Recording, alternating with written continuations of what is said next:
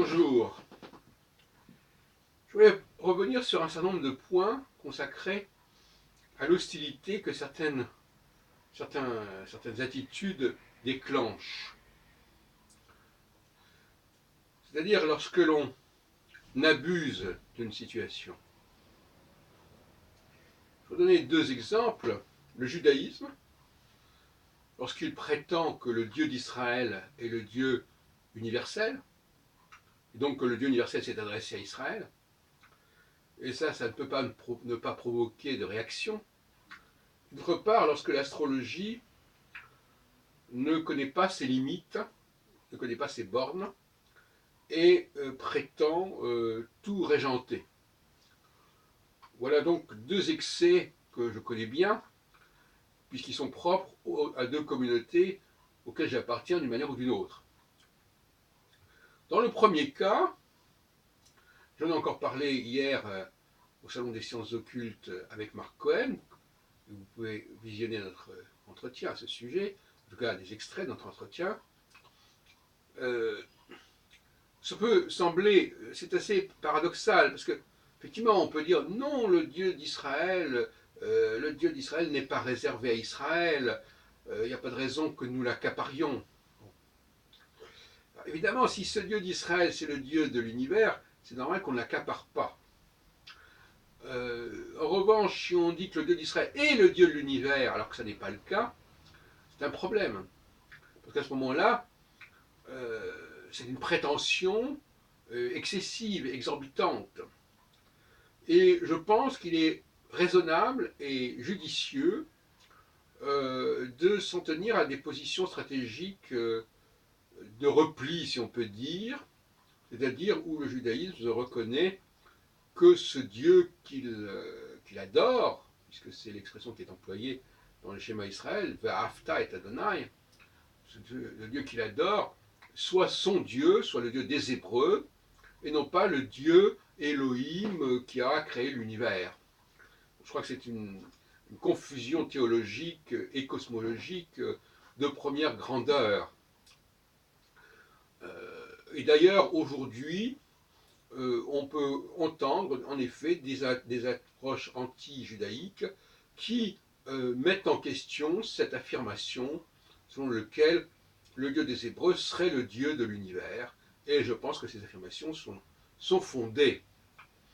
Dans le deuxième cas, l'anti-astrologie se nourrit d'abus, et le mot abus d'ailleurs est employé très fréquemment dans la littérature anti-astrologique. J'en parle notamment dans une étude que j'ai publiée dans les actes du colloque L'astrologie en terre française, qu'on peut trouver en ligne sur Scribd, une sorte de bibliographie de l'anti-astrologie française du XVIe, XVIIe siècle. Oui, l'astrologie, par exemple, il y a des astrologues qui disent il n'est pas permis aux astrologues de se servir du tarot, par exemple, ou de dire que l'astrologie n'a pas besoin de voyance ou de médiumnité, etc. Alors, au premier degré, au premier point, au premier abord, on pourrait penser que c'est une approche très raisonnable. On ne veut pas que l'astrologie se ferait et une promiscuité avec des disciplines occultes qui n'ont pas du tout la même nature que l'astrologie. Mais qu'est-ce que ça veut dire finalement? J'ai encore interviewé une dame au Salon des sciences occultes, justement, qui se tient actuellement, et qui pratique à la fois l'astrologie et le tarot, ce qui est assez fréquent, et qui m'expliquait ce qu'elle attendait de l'astrologie et ce qu'elle attendait du tarot. Dans une société, on ne fréquente pas que des gens qui nous ressemblent. On peut aussi chercher des compléments. Donc cette espèce d'extrémisme astrologique va très loin parce que ça pousse l'astrologie, comme dirait le principe de Péter, au-delà de ses compétences. Alors finalement, celui qui refuse le tarot, cela veut dire au fond qu'il entend utiliser l'astrologie pour ce dont on se sert pour le tarot. Bon, et est-ce que c'est acceptable ça? Non. il vaut mieux déléguer ou accepter de reconnaître qu'il y a d'autres disciplines, de tout à fait autre nature, bien sûr, qui peuvent compléter l'astrologie. D'ailleurs, on ne peut pas empêcher les gens de compléter d'une manière ou d'une autre.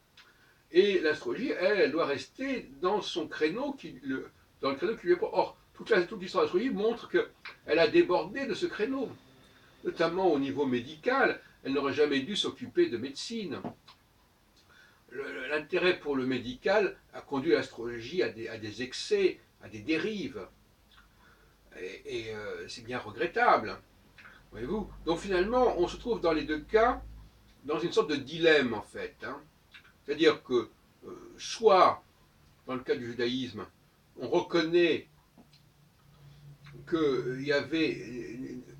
C'est un Dieu qui a créé un lien particulier et exclusif avec le peuple hébreu, et donc dans ce cas-là, on ne prétend pas ni qu'il est le créateur de l'univers, ni qu'il est le Dieu de tous les hommes, etc.